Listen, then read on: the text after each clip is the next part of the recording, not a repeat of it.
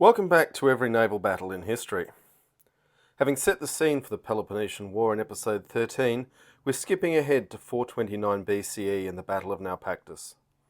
The Athenian and Spartan Empires are locked in a brutal death struggle. Yes, I know they preferred not to be called empires, I don't care. And Sparta knows they can't win in Greece without the use of the sea. We've covered in past episodes how the ability to resupply from the sea allowed larger armies to manoeuvre on the Greek mainland, beyond the limited capacity of the countryside to support them. Persia's vast army literally had to go home after their fleet lost the Battle of Salamis, and the Spartans might be tough, but a couple of days sleeping hungry and rough does nothing good for the condition of fighting troops. Let's talk about the Gulf of Corinth. Corinth is often forgotten about by casual observers of Greek history, but it was a very powerful city in antiquity. Being able to trade both sides of the Isthmus of Corinth gave them trading opportunities in both the Aegean and Ionian seas. Until, of course, it came to total war with Athens and its dominant navy. With the Saronic Gulf blockaded, Corinth still had access to the world by the seas to the west and the Gulf of Corinth. This is a strange, deep, narrow body of water that in some ways defines the geography of Greece, all but cutting it in two. And at the narrows of the Gulf, Athens built a naval base at a place called Naupactus, and settled it with exiles from Messenia, the city Sparta had enslaved for centuries. Naupactus might not ring too many bells, but these days it is known as Lepanto. In 1571 CE, it would be the scene of one of the most important battles of history, where the Holy Roman Empire would destroy the naval might of the Ottomans. 2,000 years earlier, the strategic importance of the Narrows was just as well understood. The Spartans are going to sea. The Spartans sent a fleet of 70 ships to clean out the Athenians from the Gulf of Corinth.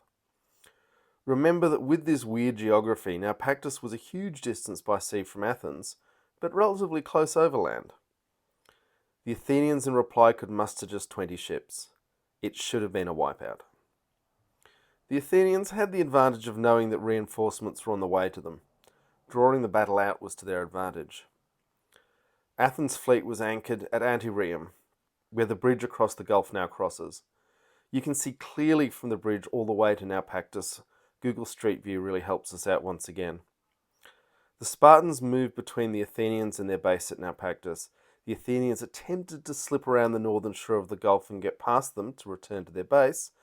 9 of the Athenian ships were caught and ran aground. 10 retreated into the harbour, but, and I stress this story comes entirely from Athenian sources, the last one did a tight turn around a moored merchant ship, surprised the Spartan fleet with a successful ramming manoeuvre. The crowded Spartans got into a panic. The oars started getting tangled, ships started running aground. The 10 Athenian ships emerged from the harbour to prey on the chaos, and eventually the Spartan fleet retreated back to Corinth, fearing the Athenian reinforcements. It was a humiliating defeat for a superior force, and for years to come the Spartans would have no confidence at sea, letting the Athenians bully them out of commanding positions. It's a suspiciously good story though, the one hero ship taking on the huge fleet and emerging victorious. Lots of other countries have similar stories, and I don't believe them much either. We can say for sure that a large Spartan fleet got badly beaten up by a smaller Athenian force. And as long as Athens commanded the sea, Sparta couldn't beat them in the war. Strap in, folks, we've got lots more to cover as we take on every naval battle in history. Smash those like and subscribe buttons, you don't want to get left behind.